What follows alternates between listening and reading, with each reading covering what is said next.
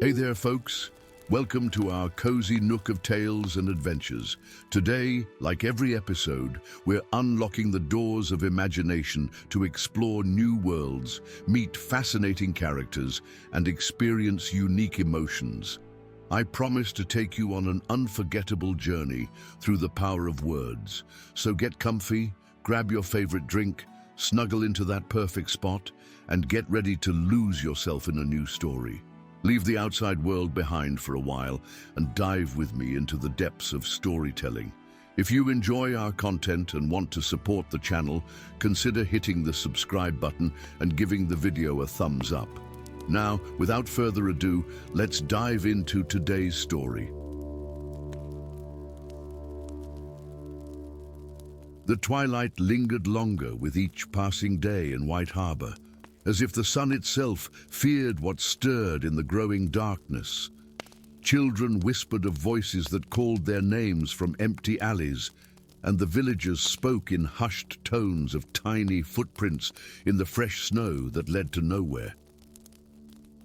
When little Lyanna Flint vanished from her bed, leaving nothing but frost-etched symbols on her windowsill, the village elders finally admitted what many had feared: the long dusk had begun. It was on the coldest morning of this unnatural autumn when Bran Reed returned to White Harbor. 6 years had passed since he had departed for his training beyond the wall, a boy of 12 with wild dreams and a wilder gift. Now a man grown, his once auburn hair was streaked with premature silver, and his eyes, those piercing green eyes that had earned his family their name, seemed to see beyond the mortal veil. The villagers watched him pass through the northern gate, his cloak of weirwood leaves rustling with secrets, and whispered that the last greenseer had returned. "They say you can see through time," old Nan Hornwood remarked as she served him hot cider in the village hall.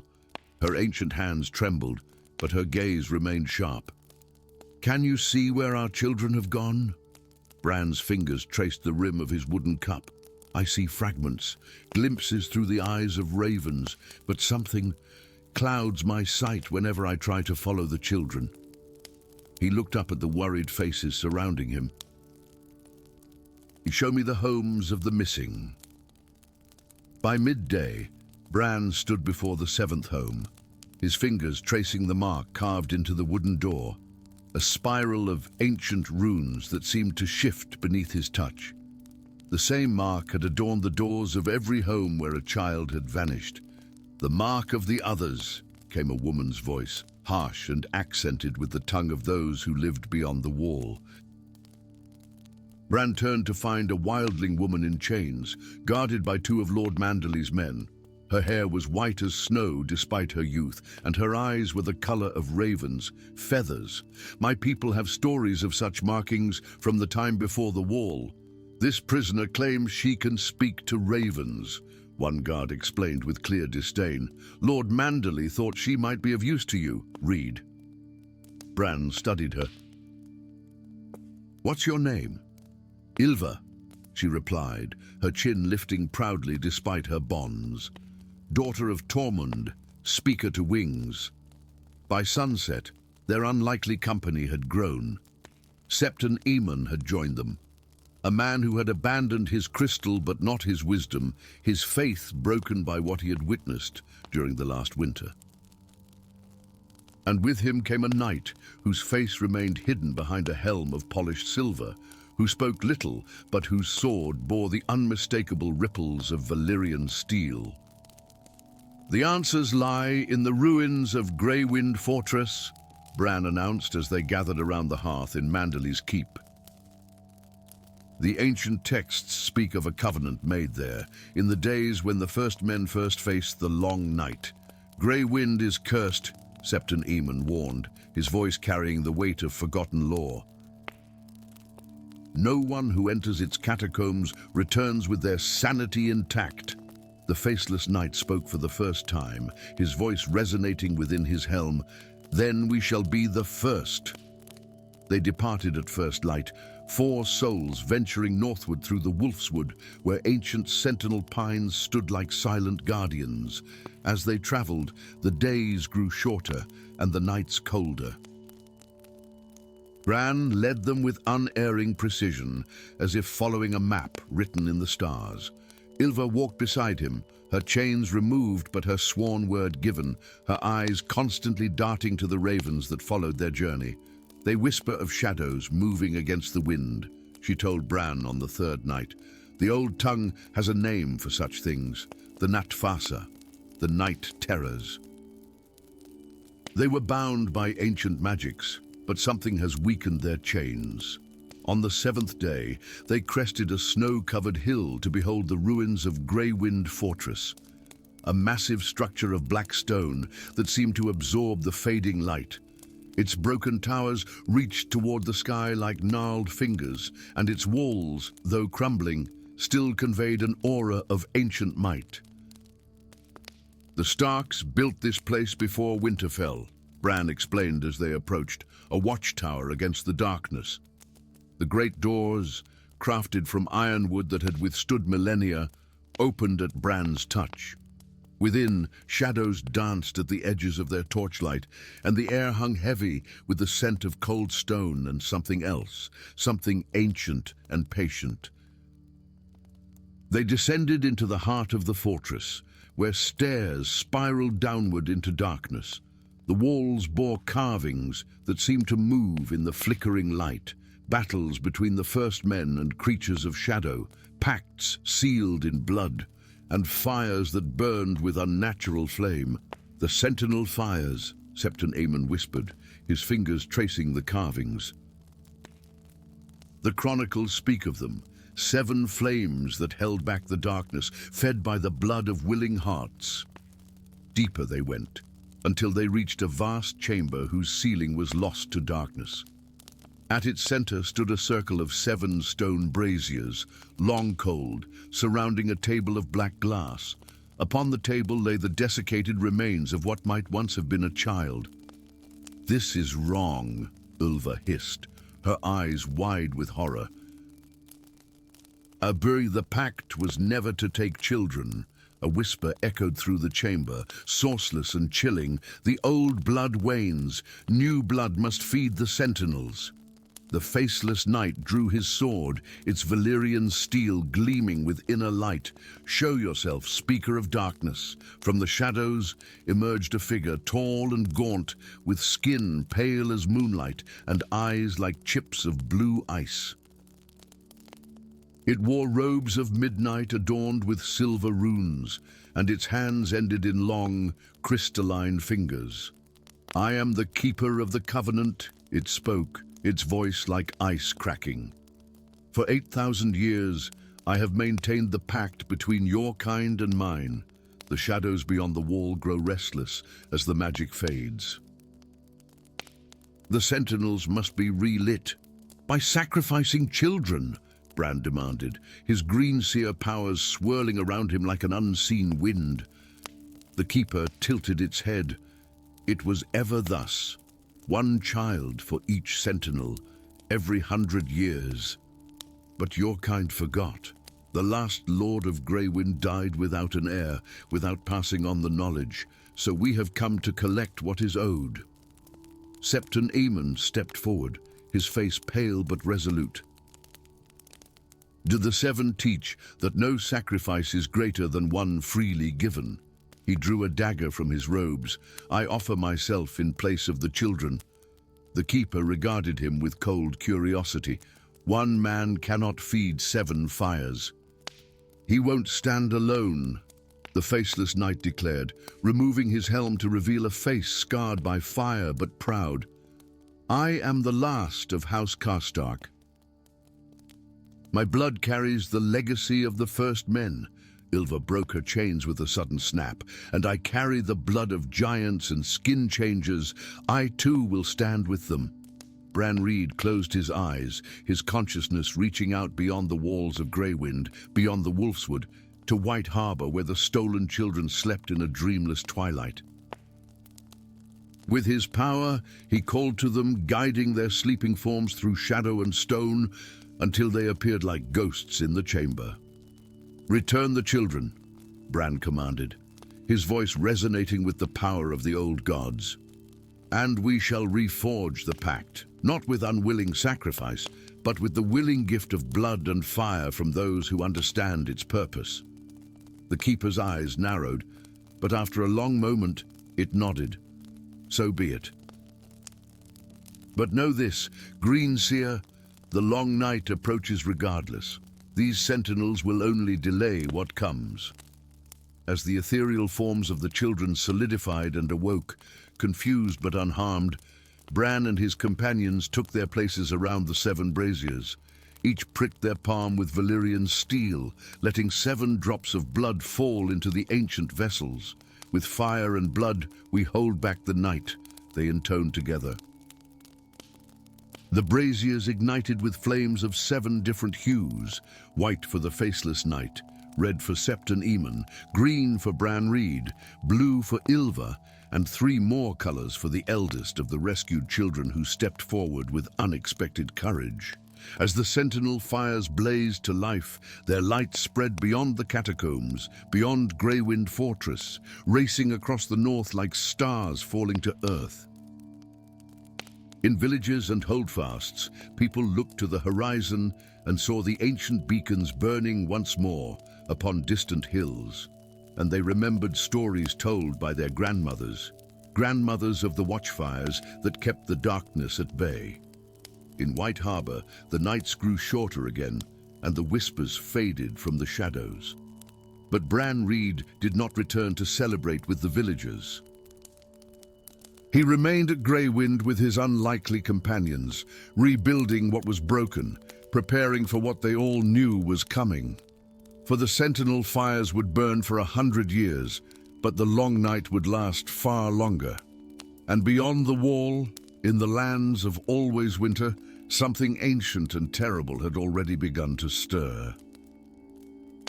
Story 2. The snow fell in silent blue flakes over Winterfell's ancient stones, beautiful and unnatural as the death they brought. Queen Sansa Stark stood upon the battlements, her flame-red hair whipping against the pale sky as she watched her guards chisel free a sentry transformed to blue crystal overnight, the 3rd this week. His face remained frozen in an expression of terrible wonder, as though he had glimpsed something magnificent in his final moments. "The curse spreads faster," said Maester Wolkan at her side, his chains clinking softly against his robes. "Ravens bring word of entire villages in the Wolfswood turn to ice. They say the lady walks among them before the storm comes." Sansa's breath clouded before her like a ghost. "Summon Brienne of Tarth." In the great hall, beneath the direwolf banners that swayed in drafts from nowhere, Brienne knelt before her queen. Time had carved new lines into the warrior woman's face, but had done nothing to diminish the fierce loyalty in her sapphire eyes. "The haunted forest has awakened," Sansa said, her voice carrying to the rafters where shadows gathered thick as ravens. "Something stirs in the ancient places, something the small folk call the Lady of Frozen Hearts. I need you to find her, to end this winter that creeps across my kingdom like a plague." Brienne's hand rested on Oathkeeper's hilt, the ruby in its pommel pulsing like a living heart. "I will not fail you, Your Grace." "You won't go alone," Sansa continued, gesturing toward the shadows at the edge of the hall. From the darkness emerged a man with golden hair, now streaked with silver, his right arm ending in a gleaming hand of Valyrian steel that caught the torchlight like captured stars. Jaime Lannister had returned to the north 2 winters past, a changed man seeking atonement for sins both known and unspoken. "The Kingslayer will accompany you," Sansa said, the old title slipping from her lips deliberately. "His blade may prove useful if he remembers how to wield it honorably." Jaime's smile never reached his eyes. "I remember many things, Your Grace. Some I wish I didn't." Dawn found them riding from Winterfell's gates, provisions strapped to sturdy northern garrons bred for the deepening cold. With them rode a 3rd companion, a slight youth with eyes as green as summer leaves, who spoke rarely, but watched the skies with unsettling intensity. "The boy is Jojen Reed's nephew," Brienne explained as they made camp that first night beneath a copse of ironwoods whose leaves shimmered like beaten silver. "Queen Sansa says he dreams of ice dragons." "Does he have a name?" Jaime asked, watching the boy who sat apart from them, whispering to a raven perched upon his knee.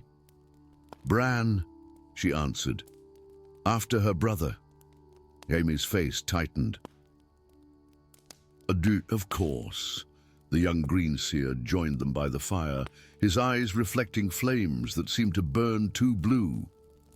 "The lady was not always cold," he said, his first words since leaving Winterfell. "She was betrayed by one who swore a sacred oath to protect her. 7 days they rode, following the path of the curse northward through villages rendered silent as graveyards, their inhabitants transformed to gleaming statues, caught in the midst of daily life. In a shepherd's hut they found a family frozen around their dinner table, a babe still reaching for its mother's breast. Outside the window, the sheep stood like crystal figurines in the paddock. "Ah, what kind of magic could do this?"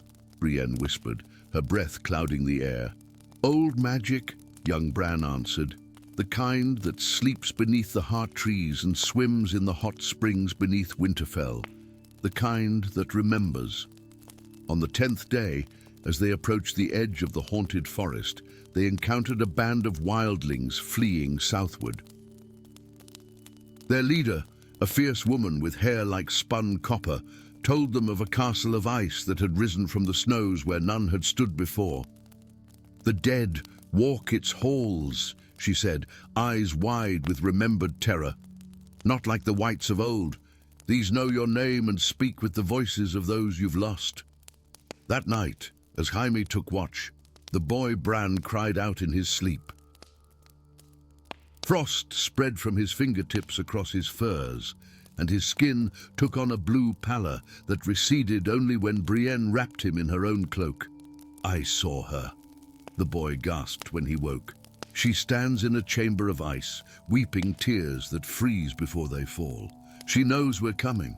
"Did you see her face?" Jaime asked, an uncharacteristic gentleness in his voice. Bran's eyes met his, ancient beyond their years. "She has your sister's face." The revelation struck Jaime like a physical blow. "Cersei is dead," he whispered. "I held her as the Red Keep collapsed around us." "Not Cersei," Bran said. "The other one. The one stolen from your mother's womb." They reached the ice castle at twilight 3 days later. It rose from the frozen landscape like a memory of pain given form, its towers twisting toward a sky heavy with unnatural clouds.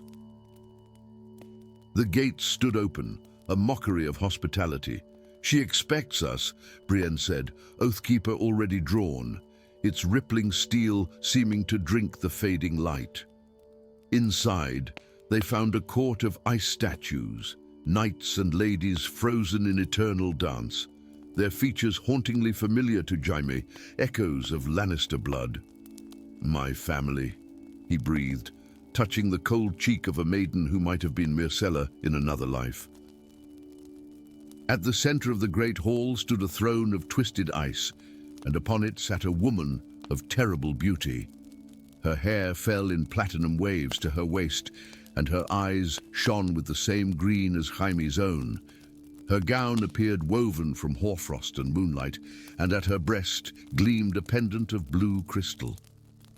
"The lost twin," Jaime whispered, understanding blooming cold as winter in his chest. "Joanna," the lady said, her voice the sound of icicles shattering. "I was to be named Joanna after our mother who died bringing us into this world. You, me, and Cersei." "Impossible," Jaime said, but doubt crept through him like frost. "The Maester told Lord Tywin only 2 babes lived," she continued, rising from her throne with inhuman grace. "The third was too small, too weak, a girl with a lion's heart but a broken body." He cast me into the snow to die, this third cub who spoiled his perfect pair. But you lived, Brienne said, her sword still ready between them. The lady's smile was winter itself. The children of the forest found me. They saved me with their magic, raised me in the lands beyond the wall. For years I watched my siblings through ice and dreams, saw the glory that should have been my birthright. Young Bran stepped forward, his green eyes meeting her frozen gaze without fear. The Starks had no part in your suffering. Didn't they? She hissed, and the walls around them cracked with her rage. Ned Stark knew what Lord Tywin had done. All the noble houses keep each other's bloody secrets. With a gesture, she summoned a whirlwind of snow that coalesced into the form of a massive ice dragon, its wings spanning the width of the hall, its breath a mist that crystallized all it touched. I will freeze the heart of every house that prospered while I suffered, she declared. Brienne charged forward, Oathkeeper blazing suddenly with blue fire. The same magic that had once fought the Night King now awakened against this new threat of winter. The blade sliced through the ice dragon's neck, shattering it to glittering dust. But the lady moved like the wind itself, suddenly before Jaime, her hand at his throat. "Elder brother," she whispered, "don't you wish to embrace your long-lost sister?" Jaime stared into eyes so like his own, seeing the madness and pain swirling in their depths. "I know what it is to be broken," he said softly, "to lose everything that defined you." His golden hand rose to touch her cheek, and she flinched at the contact. "You wear the face of a Lannister," he continued, "but your heart belongs to Winter." "You know nothing of my heart," she snarled, ice forming at her fingertips. "I know it was frozen long before your magic took hold," he answered. "I know the taste of bitterness that never leaves your mouth. I know what it is to hate yourself more than any enemy." The young greenseer circled behind the lady, chanting words in the old tongue, words that made the ice castle tremble. Brienne approached from the other side, Oathkeeper burning brighter with each step. "Your vengeance is just," Jaime said, "but it falls on the innocent. End this, sister. Not for me, not for the Starks, but for the mother we both lost." For a moment, something flickered in the lady's frozen eyes, a warmth, a memory of what might have been. Then her face hardened once more. "It's too late. The curse is bound to my heart, and my heart is ice to the core. Then I shall bear the burden of one more broken oath," Jaime whispered. With a movement too swift to follow, he drove his golden hand through her chest. The Valyrian steel, forged with ancient magic and reforged in his own suffering, pierced the crystal at her breast.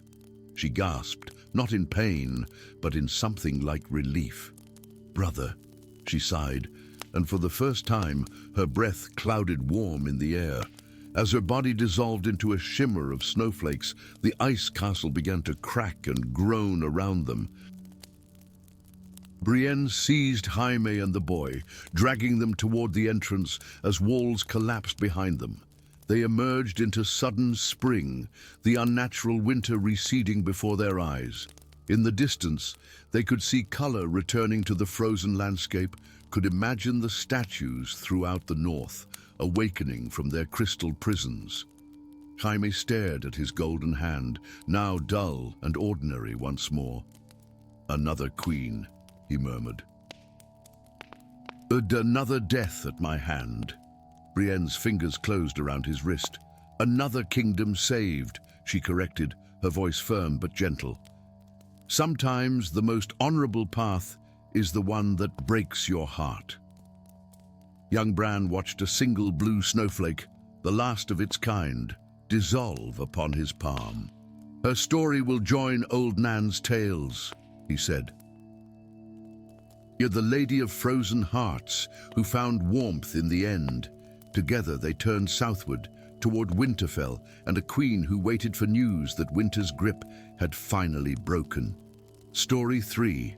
Blood seeped between the ancient stones of Winterfell's great hall, staining the direwolf banners crimson as Lord Eddard Stark's severed head rolled across the floor. The wedding feast had transformed into a slaughterhouse in the span of a single heartbeat, the musicians' cheerful melodies giving way to screams and the cruel laughter of the Bolton men. Hidden beneath the high table, young Brandon Stark, the last living son of House Stark, watched through tear-blurred eyes as his family's legacy ended in treachery and steel. "The North remembers," he whispered into the darkness, a child's oath spoken with a man's resolve. 10 years later, snow drifted lazily from an iron-grey sky as a hooded figure approached Winterfell's imposing gates. Once proud and welcoming, the ancient stronghold now bristled with Bolton spears, its walls adorned with flayed man banners that snapped in the bitter wind. The stranger's weathered cloak concealed his features, save for eyes the color of a frozen lake, stark eyes, though none remained who might recognize them. "State your business," demanded the gate captain, his breath clouding before his face. The stranger's voice carried the hint of foreign lands. "I am Raven, a sellsword from across the narrow sea. I've heard Lord Bolton pays well for skilled blades." Brandon Stark had died beyond the wall, or so the world believed. In his place stood Raven, forged in the crucible of wildling raids and endless winter. The scar that bisected his right cheek had been earned in a skirmish with Thenn raiders. The slight limp in his gait came courtesy of a shadowcat in the Frostfangs. But the coldness in his heart, that had been a gift from Rose Bolton on the day of the Red Wedding. Within Winterfell's walls, the ancient stronghold of his ancestors, Brandon moved like a ghost through familiar yet foreign corridors.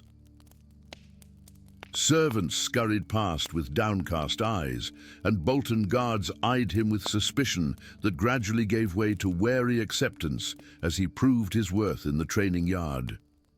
"You fight like you were born with a blade in hand," remarked Sir Hostine, Bolton's master-at-arms. After Brandon disarmed him for the third time, Brandon offered a tight smile.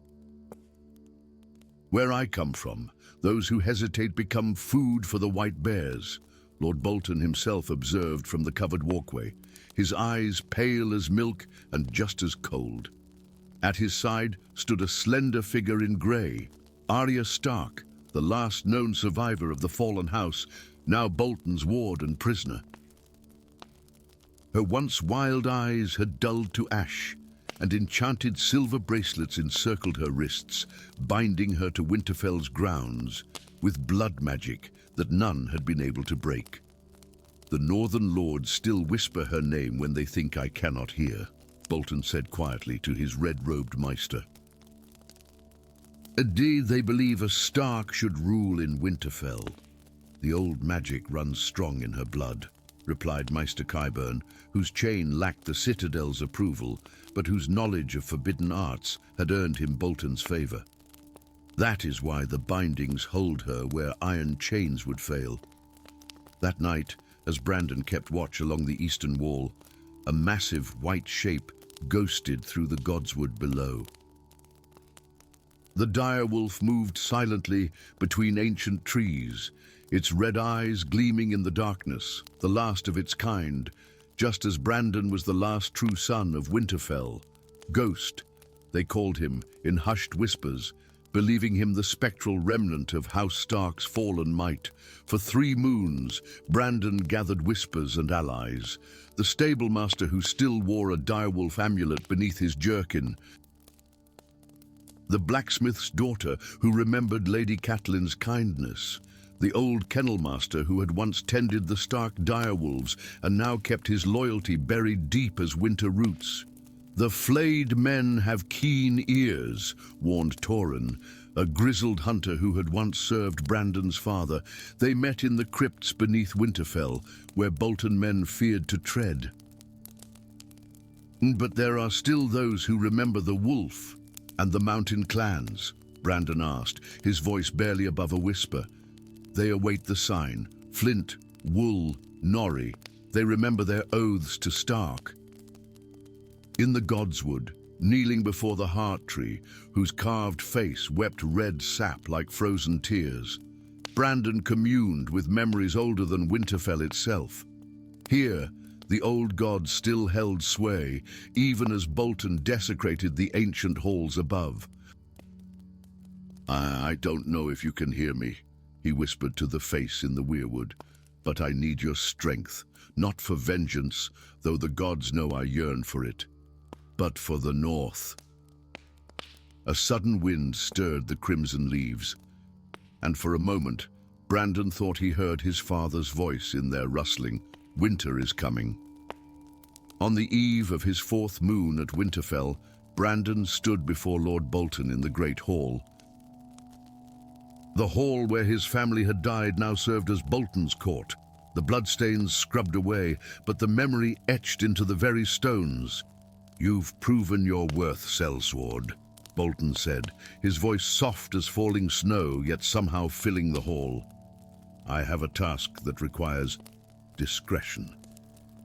"I live to serve, my lord," Brandon replied, the lie bitter on his tongue. The Karstarks grow restless. Their young lord speaks of old loyalties and forgotten oaths. Bolton's colorless eyes revealed nothing. "End this foolishness before it begins." That night, Brandon rode north through driving snow, a hooded figure on a pale horse. But he did not ride toward Carhold as ordered. Instead, he turned west toward the Wolfswood, where the loyal houses had gathered in secret. Lady Alice Mormont greeted him in a clearing ringed by ancient pines, her bear claw necklace gleaming in the firelight. Beside her stood Tormund Tallheart, whose father had died at the Red Wedding, and young Lord Karstark, barely a man but bearing his house's ancestral greatsword. "The Bolton sent his dog to kill me," Karstark said, hand resting on his sword hilt. Brandon lowered his hood, revealing his stark features to the assembled lords. "And the Boltons sent a wolf in dog's clothing." A gasp rippled through the gathering. "Brandon Stark lives," murmured Lady Mormont, her eyes widening. "Barely," he replied. "And the North barely lives under Bolton rule. He uses blood magic taken from beyond the wall, magic that binds my sister Arya and corrupts the very stones of Winterfell." From the shadows emerged a slight figure in wildling furs, a woman with eyes that shone amber in the firelight. "I am Osha," she said, her accent thick with the far north. "I protected this wolf pup beyond the wall when others would have fed him to the ice winds." Beside her materialized a stooped man in maester's robes, though his chain held only a few links. "And I am Maester Luwin's apprentice," he said. "I escaped the sack of Winterfell with knowledge that may help us now." The Maester unrolled a yellowed parchment on a flat stone. Upon it was drawn a series of runes that spiraled around a central direwolf sigil. The first keep holds a secret chamber beneath the broken tower. There lies the Winter Crown, not a crown of gold or silver, but of ancient magic that can bind or break all spells woven in the north. "My father spoke of it," Brandon said softly. "A legend, he called it." "More than legend," replied the Maester. The Starks were more than lords before the Andals came. They were kings of winter, and some say skin changers. As if summoned by the word, a massive shape padded into the firelight. Ghost, the white direwolf, red eyes reflecting the flames. The assembled lords drew back, but Brandon stepped forward, placing his hand upon the creature's massive head. "We have one advantage Bolton cannot suspect," he said, his voice taking on the command that had once been his father's. "The blood of the first men runs strong in House Stark, and with it, the old magics. For 7 days, they prepared. Ravens flew between loyal houses, carrying messages in ancient northern code. Wildlings slipped through Bolton lines, guided by Osha's knowledge of forest paths. The mountain clans descended from their strongholds, led by Hugo Wool, a giant of a man whose battle axe had tasted Bolton blood before. On the 8th day, as a red comet streaked across the northern sky, an omen not seen since Brandon was a boy, they struck, not with armies at the gate or banners flying, but with stealth and ancient power. Brandon and Ghost entered Winterfell through forgotten crypts, while Osha and the wildlings scaled the walls where the shadows lay deepest. The Maester's knowledge guided them to the first keep, where Bolton never ventured, believing it haunted by stark ghosts. In the chamber beneath the broken tower, illuminated only by a single torch, they found it, the Winter Crown, a circlet of bronze set with runes of the first men and 9 black iron spikes shaped like longswords. As Brandon lifted it, the metal seemed to pulse with a heartbeat of its own. "The old gods preserve us," whispered Osha. Above, Bolton men discovered the infiltration. Horns blared across Winterfell's battlements as Brandon placed the ancient crown upon his head. Power surged through him, cold as the highest peaks and ancient as the heart trees. Through Ghost's eyes, he saw the castle from a dozen vantage points at once. Through the ravens circling overhead, he witnessed Lord Bolton rushing to the great hall. And through the heart tree in the Godswood, he felt the chains of magic that bound his sister. "Winter has come for House Bolton," Brandon's voice echoed with unnatural power as he strode into the great hall, Ghost at his side and the Winter Crown upon his brow. Bolton guards fell back, their weapons suddenly heavy as lead in their hands. Lord Bolton stood before the high table, his pale eyes widening at the sight of the crown. "Impossible," he breathed. "The last skin-changer king died thousands of years ago." "The North remembers," Brandon replied, "and the old powers remember the oaths sworn before the heart trees." With a gesture, the magical bindings around Arya's wrists shattered like ice. The red-robed maester fled, only to be met in the corridor by Osha's obsidian dagger. As dawn broke over Winterfell, the Bolton banners burned in the courtyard. Standing upon the battlements, Brandon watched as the northern lords knelt below, their voices rising in an ancient chant not heard for generations. "The Winter Wolf, the Winter Wolf." Beside him, Arya's hand found his, her eyes clear for the first time in years. "What happens now, brother?" Brandon's gaze turned northward, beyond the wall where darker threats gathered. The crown upon his head whispered of ancient enemies and older promises, of a pact made between the first men and powers older than Westeros itself. "Now," he said softly, "we keep the oath that all Starks have kept since the long night. Winter is coming, and we are its guardians." In the Godswood, the heart tree's carved face seemed to smile for the first time in 10 long years. Story 4. The egg shattered with a sound like distant thunder, cracks of amber light splintering across its obsidian surface. Darren Blackflame stumbled backward, hands trembling as if he'd touched lightning rather than dragon shell. In the blacksmith's forge, where he had apprenticed since childhood, surrounded by the mundane tools of his trade, a miracle unfolded in defiance of a dying age. The final fragment of shell fell away, revealing a creature no larger than a cat, scales gleaming crimson and gold in the forge's dying embers. "By the gods," Darren whispered, his voice scarcely audible above the hatchling's first tentative cry, a sound like metal singing against stone. The dragon unfurled delicate wings, membranes thin as parchment yet lined with veins that pulsed with molten fire. Its eyes opened, revealing irises of pure gold that fixed upon Darren with ancient intelligence. When the creature crawled into his outstretched palms, heat bloomed beneath his skin, and a presence brushed against his mind, curious, wild, and undeniably alive.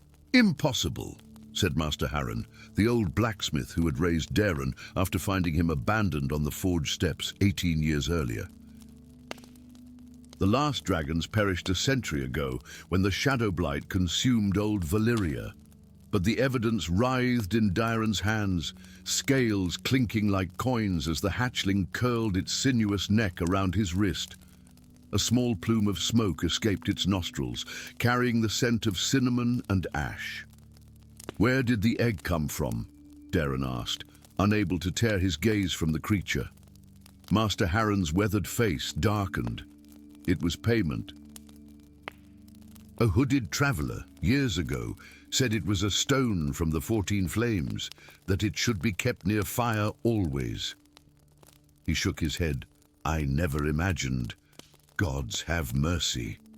The Shadow King will hear of this before the next moon.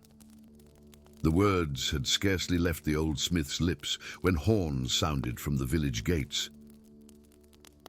Riders approached, their armor gleaming black beneath the setting sun, emblazoned with the twisted sigil of King Maegor, a crown impaling a dragon's skull. The Death Sworn, Harren hissed, pulling Darren away from the forge's open doorway. Hide the creature. They must not find it. But the dragon keened, a sound that pierced the evening air like a blade. Beyond the village walls, answering cries rose from the throats of the approaching riders. Then they know, Darren said, clutching the hatchling to his chest. How could they know so quickly? Dark magic follows the Shadow King, Harren replied, thrusting a pack into Darren's hands. Take the mountain path through the Frostvale Pass. Find the Keeper of Embers in the ruins of Dragonstone. Now go. The night swallowed Darren as he fled through the smithy's back door, the hatchling concealed beneath his cloak. Behind him, the village of Iron Vale receded into darkness until only the angry glow of torches marked its location on the valley floor. The dragon stirred against his chest, its body radiating heat like a coal pulled fresh from the forge. For 3 days, Darren climbed the treacherous paths of the Frost Mountains, the air growing thin and sharp in his lungs. The dragon grew with impossible speed, already the size of a large dog, gliding between outcroppings of rock while Darren scrambled behind. Each night, he shared his meager rations with the creature, watching in wonder as it breathed tiny flames to cook the raw meat. On the 4th day, as Darren crested a ridge overlooking the vast expanse of the Shatterplain, a crossbow bolt whistled past his ear, striking stone in a shower of sparks.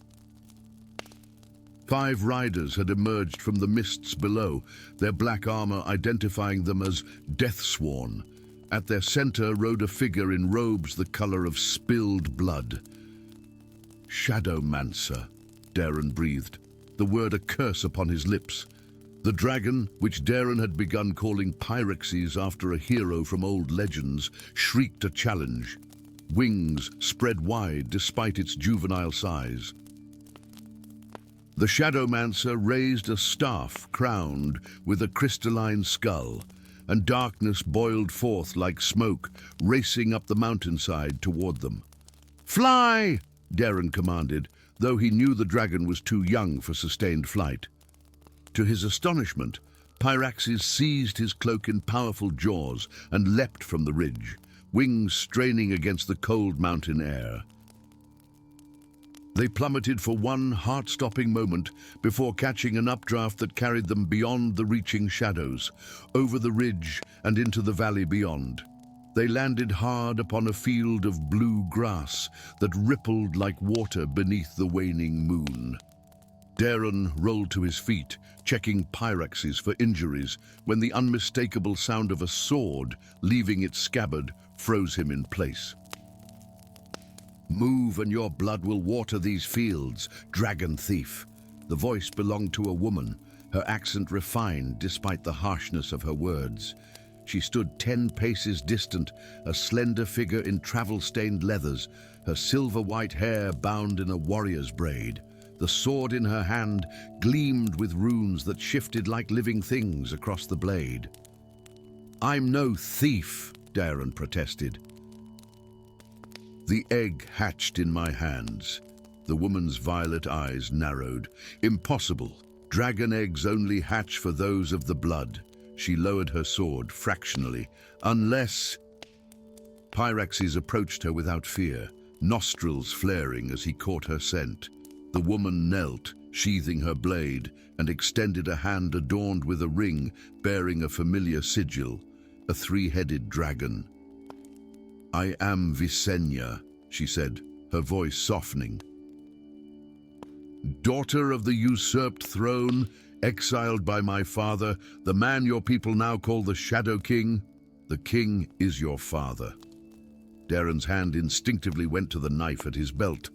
Visenya's laugh held no humor. "The man who calls himself Maegor Blackfire was once my father, before the Shadow Blight took him." Her fingers traced a pattern in the air before Pyraxes, who watched with jewel-bright eyes. "He seeks the last dragon to complete a ritual of immortality, to transfer his corrupted soul into dragon fire made flesh." Darren's mind reeled with questions, but one pressed forward. "Why did the egg hatch for me? I'm no one, an orphan raised by a village blacksmith."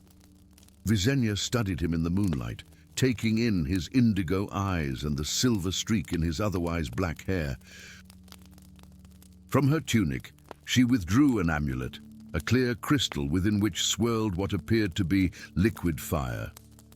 "This is the heart of discernment," she explained, "an artifact that reveals one's true nature." When she held it before Darren, the crystal flared with blinding light, the fire within forming the unmistakable shape of a three-headed dragon. "As I suspected," Visenya whispered, "you are of the blood. My half-brother, perhaps, smuggled away when my father's madness first began to show." She tucked the amulet away. "It explains why the Keeper sent the egg to you." "The Keeper of Embers?" Darren asked. "Master Harren told me to seek them at Dragonstone." "And so you shall," Visenya replied. "But first, we must gather the fragments of the Crown of Fire. Without it, your dragon cannot reach its full power, and we will have no defense against my father's shadows." For a fortnight, they journeyed across the Shatterplain, evading the Shadow King's patrols. Visenya taught Darren what little she knew of dragon lore. Preserved from the libraries of old Valyria, Pyraxes continued to grow, soon large enough that Darren could ride upon his back for short distances. "And the bond between dragon and rider is more than mere companionship," Visenya explained as they camped beneath a stone arch weathered by centuries of wind. "It is a joining of souls. What affects one affects the other." "Is that why I sometimes dream through his eyes?" Darren asked, watching Pyraxes hunt in the distance, a streak of flame against the twilight sky. "Yes." "And why the Shadow King's ritual would destroy you both." Visenya's hand rested on the hilt of her ruined sword. "My father doesn't simply want to control a dragon. He wants to become one, leaving his blighted human form behind." Their first fragment of the Crown of Fire they found in the tomb of an ancient king, guarded by specters that fled before Pyraxes' flame. The second lay beneath a frozen waterfall, encased in ice that only dragon's breath could melt. The third they won from a riddling sphinx that guarded a forgotten temple.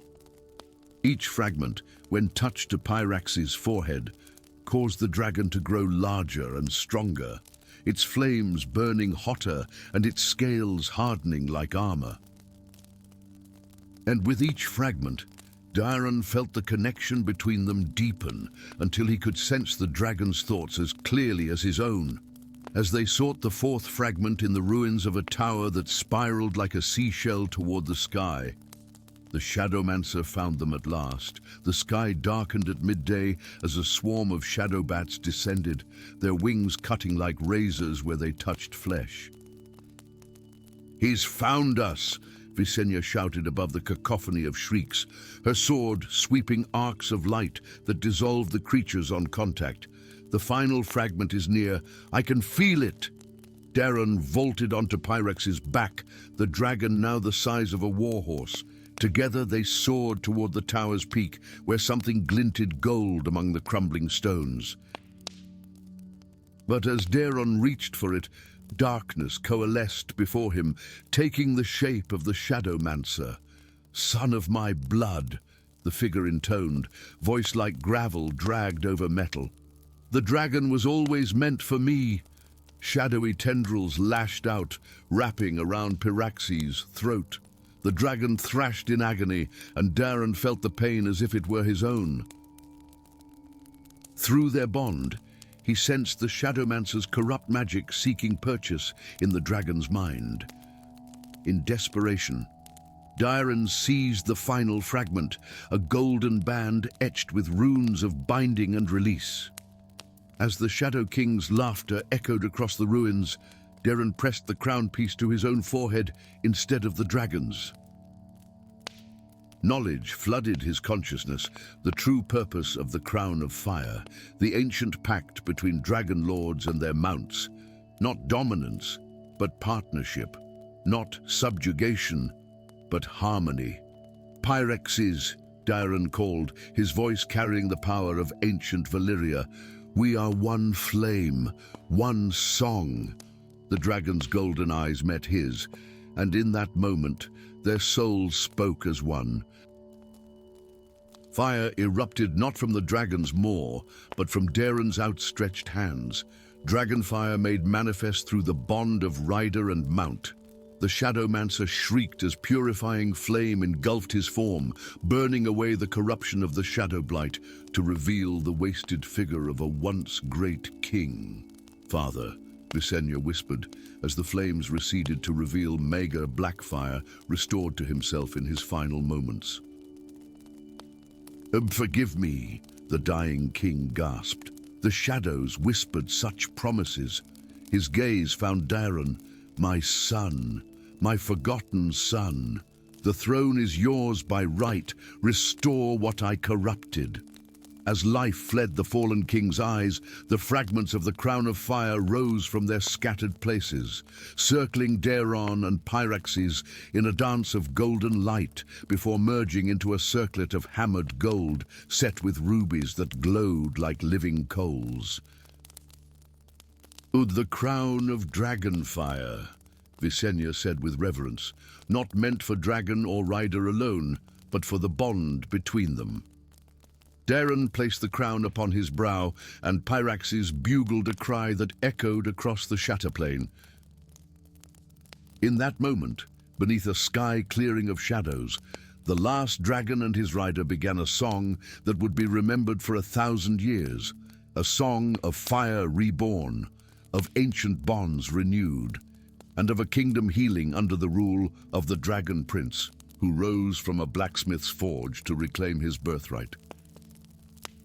But far to the north, beyond the Frost Mountains where ancient ice never melts, something stirred in response to the dragon's cry, a power as old as the darkness between stars, awakening after centuries of slumber.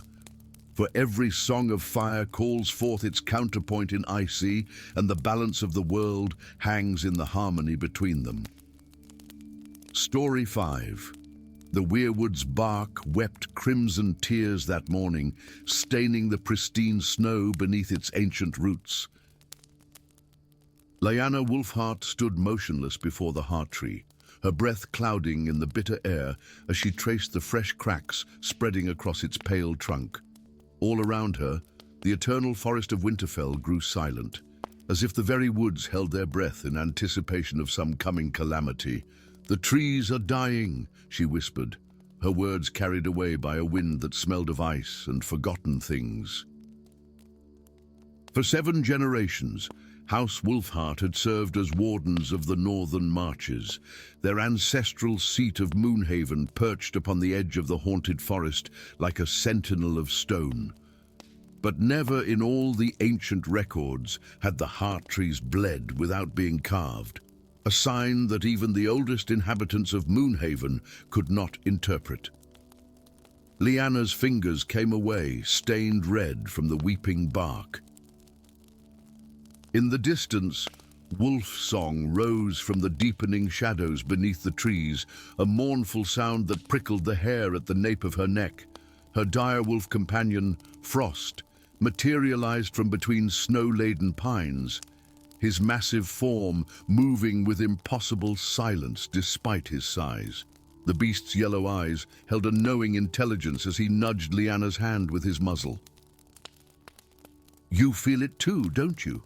she asked, burying her fingers in his thick white fur. That night, as Lyanna stood upon the battlements of Moonhaven, watching the aurora borealis dance across the stars, the great horn sounded, 3 long blasts that had not been heard in 1,000 years, the warning that all who dwelled in the north dreaded the White Walkers had crossed the wall. Within the great hall, Lord Commander Thorn of the Night's Watch delivered his grim tidings before the assembled household. His black cloak, stiff with frost, dripped melting ice upon the stone floor as he spoke. "Castle Black has fallen," he announced, his voice hollow with exhaustion and grief. "The dead march south with the Frost King at their vanguard. The wall's magic has failed. Lady Sarah Wolfheart, Lyanna's mother and ruling lady of Moonhaven since her husband's death, gripped the arms of her weirwood throne. How many survivors?" 12 brothers, my lady," Thorn replied, "and 1 wildling prisoner who claims to know why the wall's enchantments have broken." At a gesture from Lady Sarah, the guards brought forward a man with fierce eyes and hair as red as weirwood sap. Despite his bound wrists, he carried himself with the pride of a chieftain, his gaze sweeping the hall with undisguised contempt. "Speak, wieldling," Lady Sarah commanded. "My name is Tormund of the Frostfang clan," he answered, his voice deep as winter. "And the dead march because the sacred pact is broken. The guardians of the grove abandoned their vigil, and now the old gods turn their faces from us."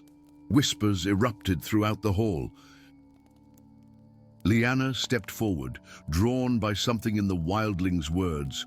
What guardians? What pact? Tormund's eyes found hers, widening slightly at the sight of the birthmark upon her cheek, a pattern like frost crystals that had marked her since birth. The guardians of the sacred grove were keepers of the old magic, descended from the blood of the first men and the children of the forest. They tended the roots of the world and maintained the spells that kept the long night at bay. His gaze intensified. "The last guardian vanished a century ago, but the blood still flows in your veins, wolf daughter." Before the court could erupt, the great doors swung open with a blast of Arctic air. A woman entered, her crimson robes a stark contrast to the greys and whites of the north. Her hair, as red as heart-tree sap, was shorn close to her scalp, and around her throat gleamed a ruby that pulsed with inner light. "Melisandre of Ashai," Lady Sarah breathed, recognition and wariness mingling in her tone. The Red Priestess approached, her eyes fixed upon Lyanna. "I have traveled far, following visions of ice and fire," she said, her accent exotic and lilting. The Lord of Light has shown me the last guardian, standing between the darkness and the dawn." Tormund strained against his bonds. "Do not trust the Fire Witch. Her god is not of the north." "Yet here I stand," Melisandre replied calmly, "directed by visions of the Sword of Dawn hidden beneath your castle, and of the last guardian who must wield it." She turned to Lyanna. "You have dreamed of the blue caves, have you not?" Of the path beneath the roots, Lyanna felt the blood drain from her face. Since childhood, she had dreamed of sapphire caverns twisting beneath Moonhaven, of a sword sheathed in living stone, waiting, dreams she had shared with no one. That night, As Moonhaven prepared its defenses against the approaching storm, Lyanna descended to the ancient library hidden beneath the keep. Dust swirled in the torchlight as she pulled crumbling tomes from forgotten shelves. Frost padded silently beside her, occasionally lifting his head to sniff the air with obvious unease. "There must be something here," she murmured, fingers tracing faded illustrations of the children of the forest communing with weirwoods. Some mention of the guardians. "The written word preserves only shadows of the truth," came Melisandre's voice from the doorway. The Red Priestess entered, her ruby glowing softly against her throat. "The deepest magic is written in blood and bone, not in ink." Lyanna stiffened. "How do you know of my dreams?" "The same way I know that your father did not die fighting wildlings, as your mother claims." Melisandre approached, her movement fluid as flame. "He found the entrance to the blue caves and what dwells within them." Before Lyanna could respond, Tormund appeared behind the priestess, his bonds gone. "The wolf girl deserves the truth, firewoman." He turned to Lyanna. "Your father found the Guardian's path, but he was not of the blood. The caves rejected him." "You were there," Lyanna demanded, anger flaring. "You saw my father die.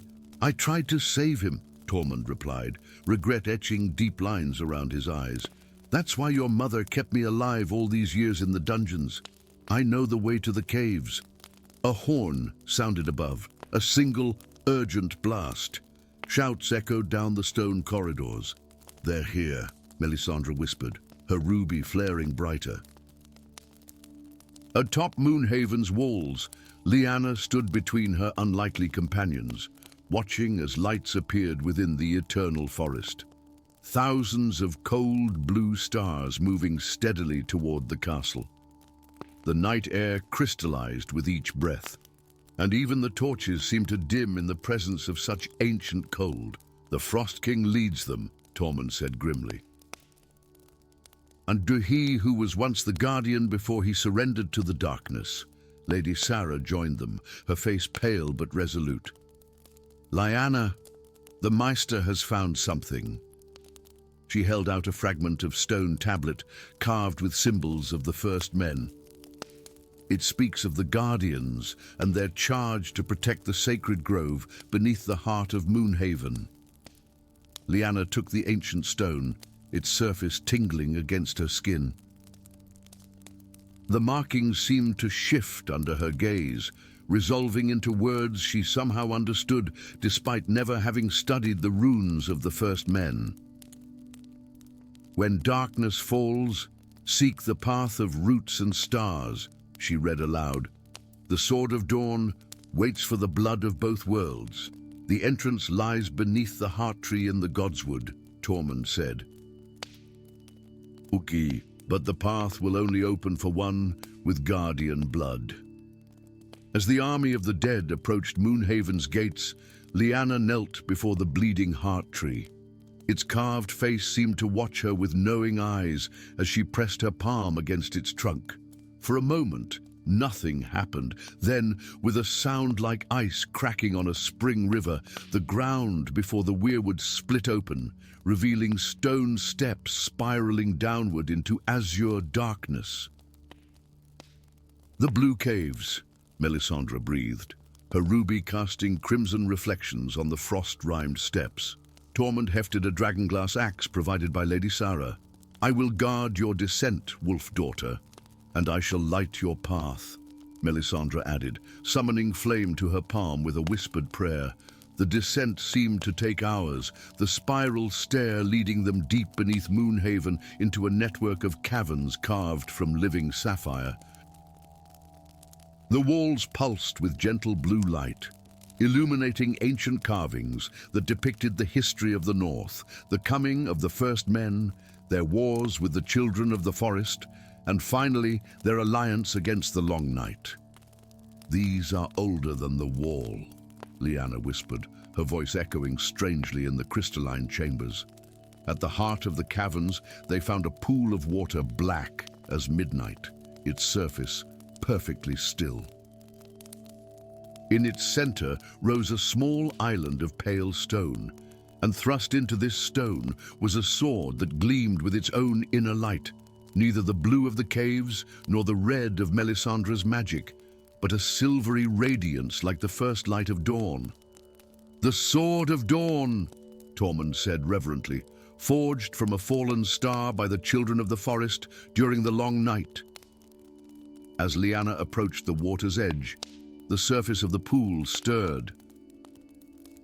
A figure rose from the depths, a man clothed in armor of ice, his features hauntingly familiar despite their inhuman pallor. His eyes, the same piercing grey as Lyanna's own, regarded her with a mixture of hunger and recognition. "Father," Lyanna gasped, but Melisandre seized her arm. "That is not your father, Guardian. The Frost King wears his face to deceive you." The creature smiled, revealing teeth like icicles. "Too clever, fire witch," it said in a voice like wind through a burial cairn. "But I am both her father and the Frost King. Tell her, wildling, tell her how Lord Wolfheart surrendered to the cold rather than die when the caves rejected him." Tormund's face darkened with shame. "He speaks truly. The cold took him before I could drag him from the caves. I thought him dead when I left him. I never imagined he would rise as one of them." The Frost King extended a hand of crystalline ice toward Lyanna. "Join me, daughter. The old powers awaken. Why fight for the warm world that will soon perish? In the cold is eternity." Lyanna felt tears freeze upon her cheeks. "You are not my father," she said, though her voice trembled. "My father would never surrender to darkness." With those words, she stepped into the black pool. The water parted before her like oil, allowing her passage to the central island without wetting her boots. As her fingers closed around the Sword of Dawn's hilt, visions flooded her consciousness, memories not her own, but carried in her blood through generations of guardians. She saw the forging of the sword from star metal and weirwood sap. She witnessed the building of the wall with its spells of binding. And she understood at last her heritage and her duty. The Sword of Dawn slid free of the stone with a sound like a sigh of relief. As Lyanna raised it, the blade burst into silver flame that illuminated the cavern with the light of the first dawn. "No!" shrieked the Frost King, his icy form recoiling from the radiance. "I am Lyanna Wolfheart," she declared, her voice carrying new authority as the sword's light reflected in her eyes. "Last guardian of the sacred grove, keeper of the dawn, protector of the roots of the world, and I deny you, creature of night." The Sword of Dawn's fire expanded outward in a wave of silver light that washed over the Frost King. Where it touched his icy form, cracks appeared, spreading rapidly across his surface. From within these cracks, a warm golden light began to emerge. "Lyanna," the creature whispered, but now the voice was purely her father's, freed from the ice that had imprisoned it. "You have awakened." As the last of the ice fell away, Lord Wolfheart stood before them briefly, restored to his human form. He smiled at his daughter with pride and profound relief. "The grove endures in you," he said, before his form dissipated into motes of golden light that danced upward through the cavern roof. Above ground, the defenders of Moonhaven watched in awe as the heart tree in the Godswood suddenly blazed with silver fire that spread through its roots to every weirwood in the eternal forest. The advancing army of the dead faltered as this network of light engulfed them, their blue eyes dimming as the magic that animated them was severed by ancient power reborn. When Lyanna emerged from beneath the heart tree, the Sword of Dawn shining in her hand and her direwolf at her side, the North knelt before her, not as a queen, but as something older and more profound. A guardian awakened to her purpose in the hour of greatest need. The battle for the dawn had only just begun, but for the first time since the wall had fallen, hope glimmered like distant starlight on the horizon. Story 6. The howling of the wind across the Frostholm peaks carried whispers that only Freya's storm song could hear, ancient voices, warnings perhaps, that twisted through the mountain passes like ghostly fingers, reaching for her as she urged her snow-white mare forward through knee-deep drifts. Ahead, Wintergard Castle rose from the blinding whiteness like a spectre, its obsidian towers stretching toward a sky heavy with the promise of more snow. "We must reach the gates before nightfall," said Carrie, her trusted advisor and protector, his breath clouding before his frost-rimmed beard. The wolves hunt when darkness falls, but wolves were the least of Freya's concerns. As the first female ambassador from the Summerlands in a generation, she carried the weight of her people's future on her slender shoulders. 9 years of bitter winter had depleted their stores. They needed the trade routes through the northern passes that the lords of Wintergard controlled. Without an alliance, her people would starve before the next brief summer arrived. The castle loomed larger now, impossibly ancient, its stone blacker than night against the pristine snow. No banners flew from its turrets, no smoke curled from its countless chimneys. If not for the single lantern burning above the massive ironwood gates, Wintergard might have appeared abandoned. "They don't welcome visitors," Kari muttered. "Remember what they say about the cold steels. Ice in their veins instead of blood." Freya tucked a strand of copper hair beneath her fur-lined hood. "Then we shall warm them with southern charm," she replied, though her smile did not reach her eyes. The wind keened around her, and within its song, she heard the whisper, "Beware the depths, child of summer, the shadows hunger." The gates swung open soundlessly as they approached, revealing a lone figure silhouetted against the inner courtyard's dim torchlight. Tall and imposing, clad in armor that seemed carved from glacier ice, stood a man whose reputation had reached even the distant Summerlands, Branimir Coldsteel, the Guardian of the North. "And good Ambassador Stormsong," his voice rumbled like distant avalanches, "you arrive as the White Raven foretold. Come, the storm approaches." Freya dismounted, feeling his pale eyes study her with the calculating coldness of a predator. She forced herself to meet his gaze. "Lord Coldsteel, I bring greetings from the Council of Five Seasons and hope for a new era of cooperation between our peoples."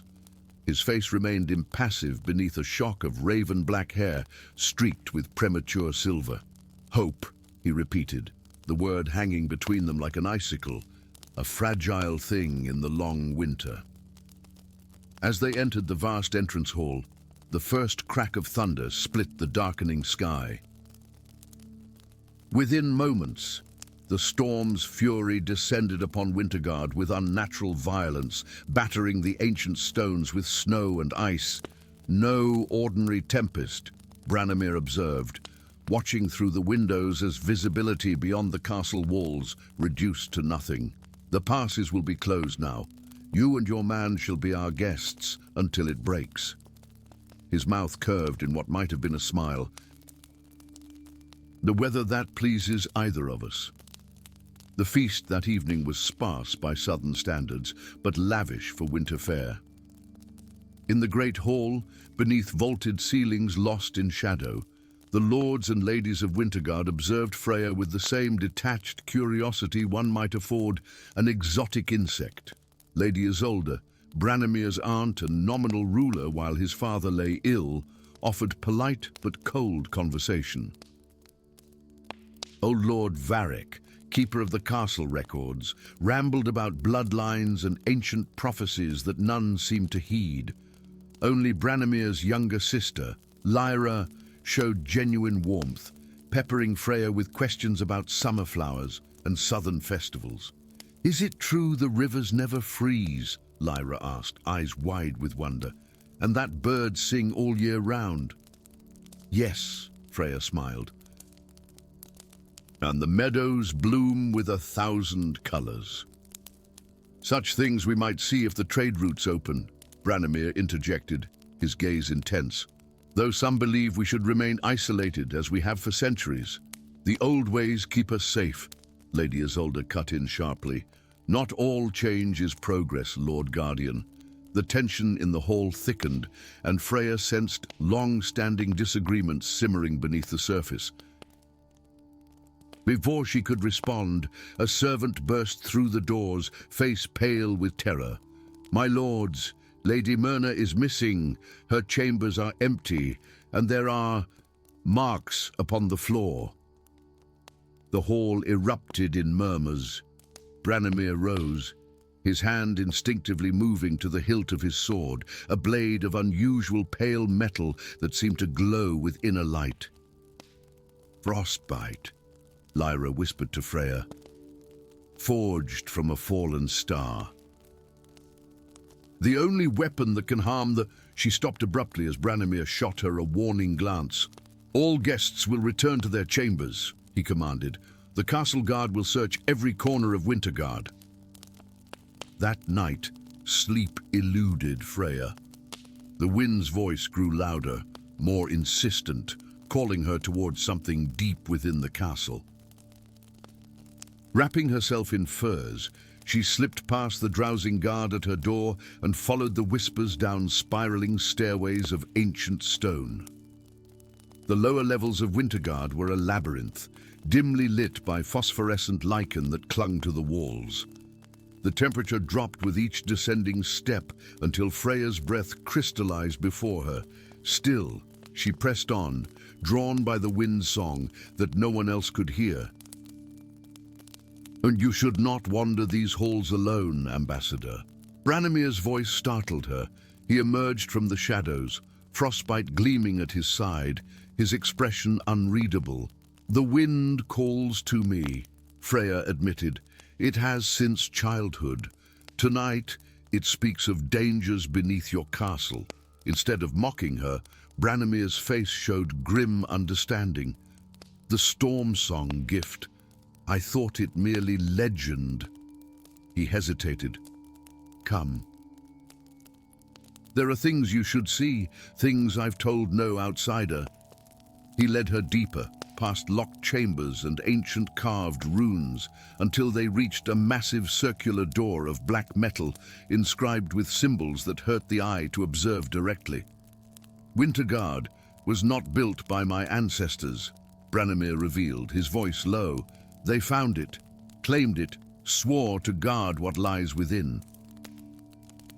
The true builders left only warnings in a tongue now forgotten. What lies beyond this door? Freya asked, though the wind's keening told her what she feared to know. The king of eternal winter, an entity older than mankind, imprisoned when the world was young. Branimir's hand rested on the door's surface. Every 9 years, his power grows as winter reaches its peak. The barriers weaken. And now, with this unnatural storm, a scream echoed from somewhere in the depths, cutting through the silence. Without hesitation, they raced toward the sound, descending into chambers where the walls were not stone but ancient ice, preserving within them shadows of creatures long extinct. They found Lady Myrna, or what remained of her, in a chamber where the floor had cracked open. Her body lay frozen in a posture of supplication, her eyes replaced by swirling vortices of frost, her mouth open in eternal scream. Around her, the ice floor continued to splinter. It begins, Branimir whispered. He calls to those with the old blood, offers power in exchange for freedom.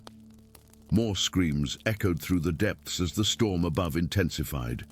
Racing back to the upper levels, they found chaos. 3 more nobles had vanished from their chambers.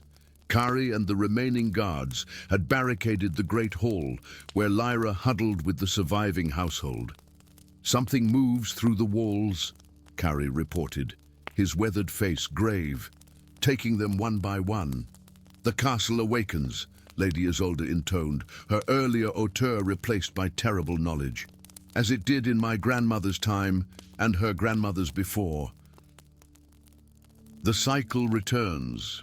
Through the night, they fought to protect those remaining. Branimir's blade could dispel the frost wraiths that seeped through cracks in the stone, spirits of those already taken, their humanity replaced by ancient hunger. But for each one banished, two more appeared. As dawn approached, though no sunlight could penetrate the supernatural storm, Freya understood what the wind had been trying to tell her. Now the castle isn't a prison, she realized aloud. It's a doorway, and each time the king stirs, he reaches further through it. Branimir nodded grimly. Legend speaks of a binding ritual, performed by the first guardians using the song of one who could hear the wind's true voice.